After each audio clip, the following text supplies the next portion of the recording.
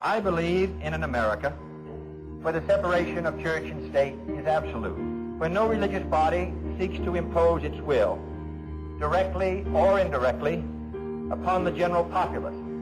Let's restore respect for America's secular roots.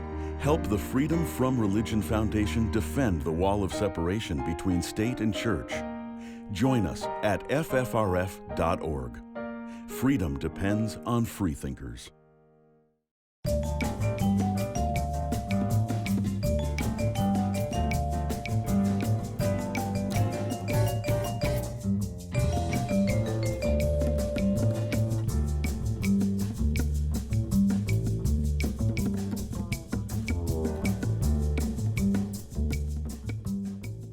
Welcome to Freethought Matters. I'm Laurie Gaylor. And I'm Dan Barker.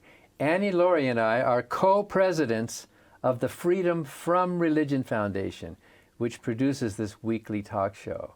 FFRF, with now more than 33,000 members, is the nation's largest association of freethinkers. That's atheists and agnostics. We are a state church watchdog that works to keep religion out of government, just like our founders intended. And we also inform the public about the views and lives of freethinkers around the world. Please ask for a sample of our newspaper Freethought Today or join us at ffrf.org. There is a common belief that all African Americans are deeply religious. Our guest today challenges that stereotype. Dr. Christopher Cameron teaches history at the University of North Carolina at Charlotte. His research shows that there have been many black skeptics, doubters, agnostics, and atheists in America since the early years of our country and up till today. Christopher Cameron is the founder of the African American Intellectual History Society. He's the author of the book To Plead Our Own Cause, African Americans in Massachusetts and the Making of the Antislavery Movement. And he is a co-editor of New Perspectives on the Black Intellectual Tradition. Christopher Cameron's newest book is called Black Freethinkers, A History of African American Secularism, published by Northwestern University Press. And Dr. Cameron, thank you so much for joining us today. Thank you for having me. So I think a lot of people would be surprised to learn how many African Americans are non-religious. What percentage do you think today are African American blacks non-religious? Now it's probably something like 10%, maybe. I'd say 5 that identify as such, and then another 5 who are, but aren't necessarily vocal about it or don't really tell other people. So what was very surprising to me in reading through your book is that there was actually skepticism among many enslaved people, that the skepticism can go way back in the African American tradition. Can you tell us more about that? Yeah, in the course of researching my book, Black Freethinkers, I found a lot of evidence in reading through slave narratives and in reading through travel accounts of ministers, evangelists, and whatnot who are going to the South trying to preach to slaves, and they're encountering skepticism and free thought on 19th century plantations. These slave narratives also point to the fact that atheism arose on plantations during, from the early 19th century up through the Civil War, and that pro-slavery religion and sort of hypocritical Christian professions of their masters were 2 of the primary reasons that we saw this rise of atheism in the slave community. So slavery itself was one of the causes. It's kind of like the problem of evil, right? How can there be this good God if I and my family are suffering like this? You write about that in your book. Exactly. A lot of slaves did turn to traditional religious professions. They were evangelical Christians, Methodists, Baptists. Many practiced traditional African faiths, and there were even Muslim slaves.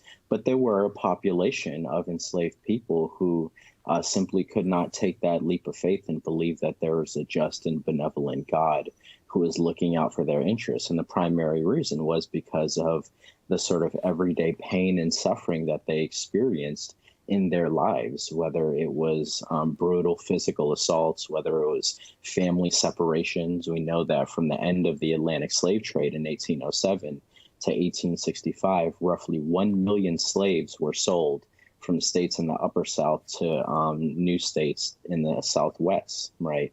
So these things were really rampant throughout the lives of slaves, and it pushed many to deny the existence of God. So wasn't it also true that slave owners used religion and used the Bible to justify the ownership of other human beings? Absolutely. I mean, that happened right from the beginning of the transatlantic slave trade, 15th century, early 16th century. The Portuguese and the Spaniards especially used religion, used the idea of baptism as the sort of main justification for enslaving Africans. And the reasoning went that, yes, we are enslaving their bodies, but we're freeing their eternal souls. So they might suffer here on earth, but that suffering is worth it for the reward that they're going to get in heaven. And that justification was still around in the 19th century, right? This idea that God had brought a heathen and barbaric African population to the United States and to other places in the New World in order to save their souls. And what about the free blacks and religion in the 19th century? Yeah, there were some free blacks who were religious skeptics as well, oftentimes former slaves, right? I haven't found a lot of evidence of free blacks who were free thinkers, but there were a few, like Frederick Douglass, like William Wells Brown, right, who were enslaved, who escaped from slavery. And their experiences had caused them to either become an agnostic in the case of William Wells Brown, or to become just sort of a deep religious skeptic and humanist, as in the case of Frederick Douglass. For most free blacks, though, they subscribed to what's called the politics of respectability, whereby they felt that it was necessary to display a Christian character. It was necessary to display and to practice a certain type of morality in order to be considered full and equal citizens, right? So you would find very few free blacks that were openly skeptical because they thought that it would sort of hurt the cause of racial equality and of abolitionism. Could we talk a little bit more about Frederick Douglass, though? Because I've always claimed him as a free thinker, but I guess he was more of a deist, but yet he was very critical of Christianity, wasn't he? Yes, he absolutely was, especially critical of the Christianity of Southern slaveholders. He wrote in his first autobiography that he actually thought Christian masters were the worst type of masters because they got sort of a religious sanction and religious justification for their cruelty. But he was also highly critical of Northern churches, right? He even wrote in his famous speech, "What to the Slave is the 4th of July," that he would actually prefer atheism to the type of accommodationism of Northern churches who refused to expel slaveholders from their midst, who refused to condemn laws like the Fugitive Slave Act. So he was highly critical of those Northern churches that did not come out strongly in favor of abolition. Now, his own personal religious views ranged from very ardent Christian faith, especially in his youth, to deism and atheism. After the Civil Wars, probably more of a deist/agnostic, and certainly believes more in the power of human activity and human potential than sort of the providential power of a deity in controlling human affairs. Well, Frederick Douglass was in favor of equality for everyone. In fact, he was a strong feminist. He was part of that initial Seneca Falls Convention with Elizabeth Cady Stanton. He saw the human race, all of us should be equal. So I think we owe a huge debt to people. He was a former slave, people like him. But I want to back up just a second. I learned a lot from your book, and especially kind of why so many modern African Americans are especially Protestant religious. The Second Great Awakening, was that in the 1820s and 30s? when evangelical Protestantism came into the country like a big wave, how did that affect the black enslaved communities? Well, the Second Great Awakening actually began in the South and the West in the very early part of the 19th century. Some even date it to a revival in Kentucky in 1798. It would sort of move up north in the 1820s and 1830s. But it really affected African American religion because it helped to sort of legitimize practices that were more religious practices that were more prevalent in African faiths, right? So expressing your religion, your religious feelings and your religious emotions through your body, through shouting, right, through dance, things like that. Something like catching the Holy Spirit, which was common among evangelicals, had kind of its analog in certain African faiths. So this is a period when African Americans converted to Christianity in far greater numbers than they had done so during the colonial period, where Anglicans were trying to get them to memorize catechisms, or Puritans were preaching 4-hour-long sermons at them, right? So you definitely see a number of African Americans converting to Christianity, but I think this sort of case has been overstated by some scholars, right? And recent scholarship actually argues, especially the work of Daniel Fountain, his work argues that most slaves actually remained adherents of African faiths, of hoodoo and conjure and things like that, and probably less than half of all enslaved people were Christians prior to the Civil War. So wasn't the main attraction, though, not so much the theology, as you point out, but this promise of freedom, let my people go, that maybe the Christian religion is what's going to release us from these shackles? Oh, absolutely. Yeah. So certainly the stories of Exodus, right? Stories of the Israelites getting freed from Egyptian slavery, as well as, the New Testament and Jesus coming to bring salvation to all, certainly resonated powerfully with a number of African Americans, and they sort of saw themselves in these stories, right? Many came to believe that they were sort of the new Israelites, and eventually God would one day free them from slavery. Now, I would like to just ask you a personal question. What about your own personal beliefs and your own, how were you brought up with religion? I wasn't really brought up ardently religious. There were times in my life where, I stayed with an aunt for a little bit, and she would take us to a Pentecostal church in the Bronx. But for the most part, my mom took me to like midnight mass on Christmas Eve, and maybe we'd go to church on Easter. My mom's French; she was French Canadian, so she grew up Catholic, but it wasn't really a huge part of my life. Around 18 years old, I did have sort of a dramatic conversion experience and thought I was born again. But I still never really went to church a whole lot. I prayed a lot and I read the Bible, but I never really attended church a lot. And when I did start going to church, probably when I was maybe 23 or so, this was, I believe in maybe 2006, I quickly found that it wasn't for me. I just, the sort of, all of the ritualistic elements of it were just very unappealing to me. I just felt it was very fake, right? It just never felt genuine. So I kind of bounced around from church to church. I started at an AME church, and then I went to a Quaker meeting. I went to a UU church.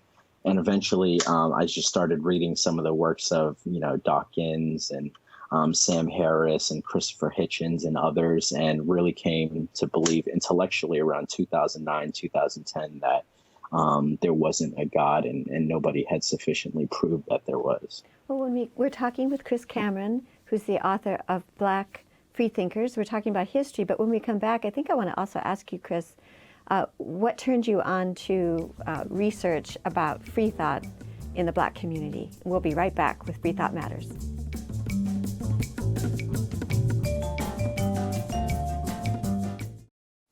Hi, I'm Ron Reagan. an unabashed atheist, and I'm alarmed by the intrusions of religion into our secular government. That's why I'm asking you to support the Freedom from Religion Foundation, the nation's largest and most effective association of atheists and agnostics, working to keep state and church separate, just like our founding fathers intended.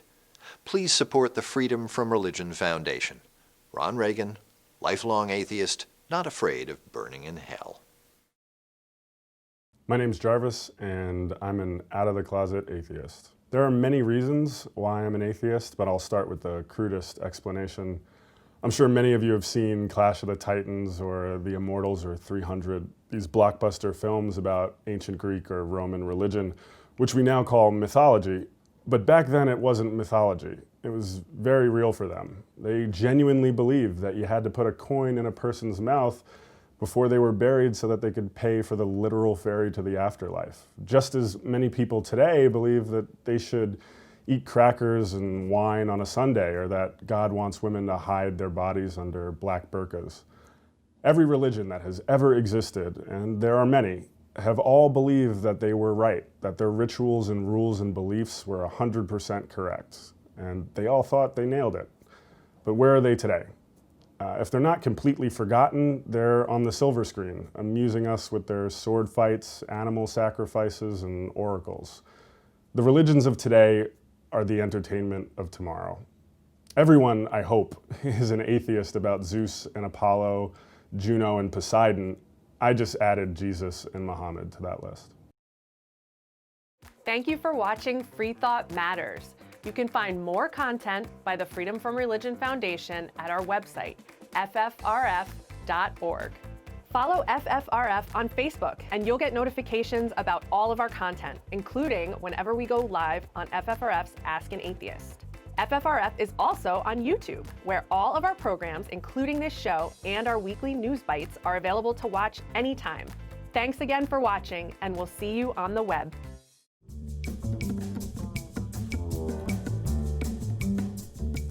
And welcome back to Freethought Matters.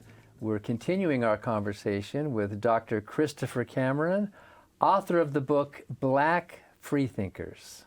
And Chris, just before we broke for the break, you were talking about how you lost your religion, and I wanted to find out what turned you on to doing research on freethought skepticism in the Black community. Well, for me, this book was really a good combination of kind of my own personal interest and identity as well as my scholarly interest. So I noted that I had become an atheist around 2009, 2010. A couple of years later, I was just sort of looking to build community, to find other atheists, especially other Black atheists, because I didn't really know too many of those, right? So I looked to social media, Facebook and Twitter, and started to connect with some people. Black Nonbelievers Inc. had just been founded about a year before that. So I started to come across some blogs about individual Black freethinkers and, little essays and stuff like that. And I found that, there were actually quite a bit more Black atheists throughout history, especially prominent ones, than I had really known about, right?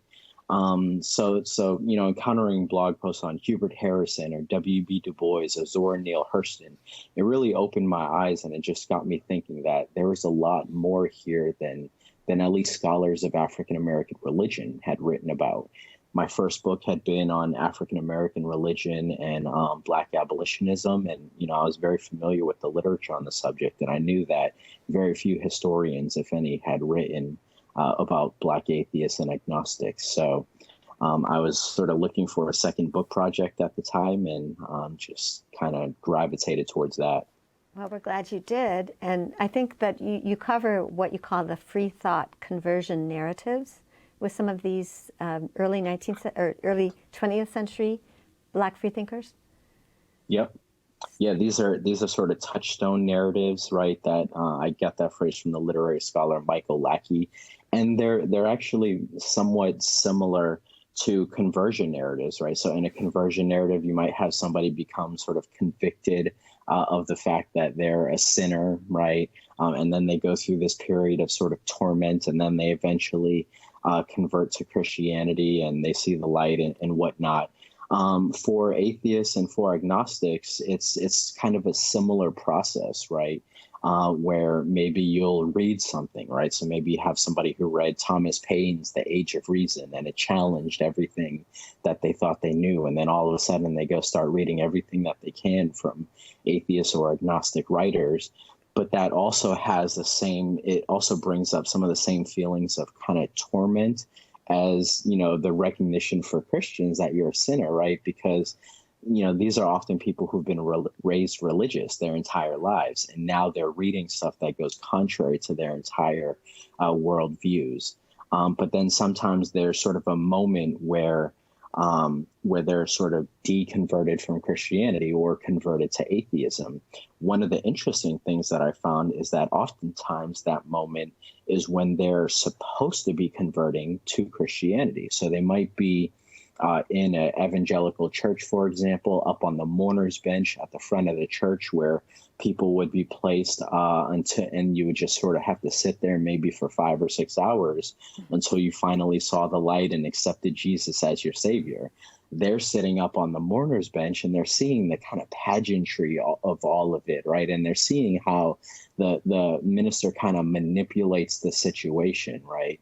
And that for many Black atheists becomes the moment where they actually start to disbelieve in the idea of God, right? And that's sort of their conversion to skepticism. That sounds like my story. So, yeah. So we talked about the 19th century. Your book, your scholarship goes into the 20th century, the New Negro Renaissance, the Great Migration, the Black Arts Movement, and politics like W.E.B. Du Bois.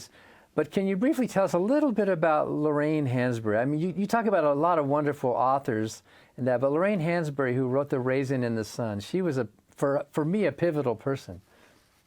Yeah, she absolutely was a key figure in sort of inaugurating the Black Arts Movement of the 1960s. And she also had a number connections with a number of other Black freethinkers, right, with James Baldwin, with W.E.B. Du Bois and others. But Hansberry had grown up in Chicago during the 1940s, 1950s. Her father was actually a very well-known civil rights activist and businessman. Carl Hansberry won a really important desegregation case in Chicago. She ended up moving to New York City in the early 1950s, and she would work with W.E.B. Du Bois, who was an agnostic and a communist, and Paul Robeson on the sort of anti-capitalist magazine Freedom, right?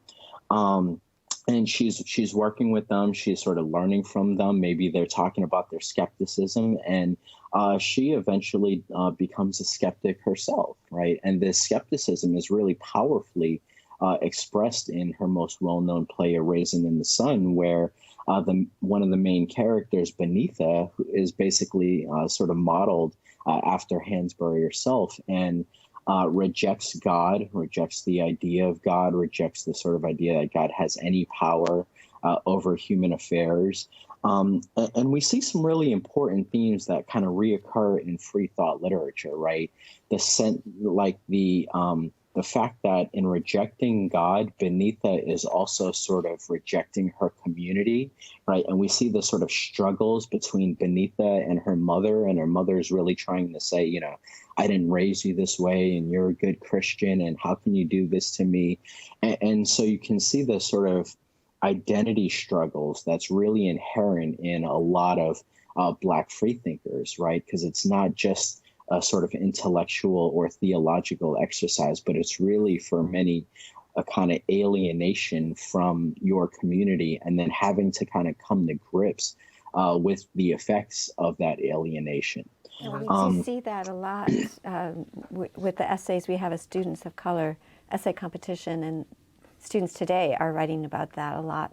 But could we do a lightning round about a lot of these Absolutely. famous Black freethinkers? Like Alan Locke, who's he? Alain Locke was Alain. a philosopher. He was a philosopher. He was the first black man to earn a PhD in philosophy from Harvard. taught at Howard University for a number of years, and he's known as the father of the Harlem Renaissance. Wow. So he really kind of promoted a lot of the works of these Harlem Renaissance authors, who in turn were also freethinkers like Zora Neale Hurston, Langston Hughes, and others. Claude McKay? Claude McKay was also a Harlem Renaissance writer. He was a Jamaican emigre. So he grew up in Jamaica, and he actually became an agnostic and a socialist while he was in Jamaica. When he was about 8 years old, he went to live with his older brother, Hugh Theo. And Hugh Theo was an agnostic and a socialist, and he would read books in Hugh Theo's library, and became quite a free thinker and a skeptic, and would actually go and try to convert some of his friends to skepticism. So he developed a pretty negative reputation among some of his fellow Jamaicans, and then would move to the United States in his 20s and become one of the most well-known writers of the Renaissance. And the feminist writer, Nella Larson, was that her name? Yep. Nella Larson grew up in Chicago, attended Fisk University, worked at Tuskegee University. She eventually, like many African Americans during this time, migrated to New York City as part of the Great Migration of Black Southerners to the urban North. She would become a writer in the early 1920s, again, somebody who had contacts with a number of other Black freethinkers and Harlem Renaissance writers.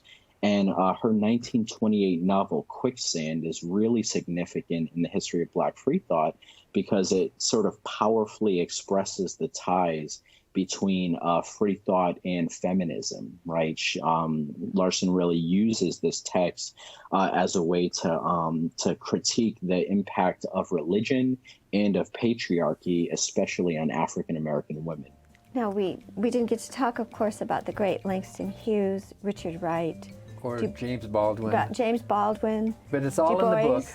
It's all in your book, so people are going to have to go get Black Freethinkers, history. And it also includes modern day freethinkers like, Mandisa Black Thomas. skeptics and all that. Yes. Well, thank you so much for joining us today, Chris Cameron. Your book is a real treasure. Thank you again for having me. Appreciate it.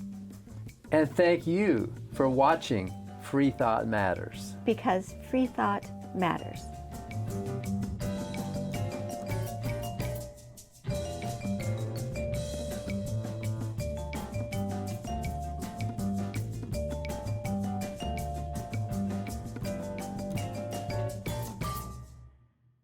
Hi, I'm Steve Pinker. In my book, Enlightenment Now, I show that the world has become a better place as reason has been overcoming superstition and tribalism. But the values of the Enlightenment are under attack. That's why I'm a proud member of the Freedom from Religion Foundation, the nation's largest association of freethinkers working to keep state and church separate. Please join me in supporting the Freedom from Religion Foundation to ensure that our government is driven not by religion, but by reason.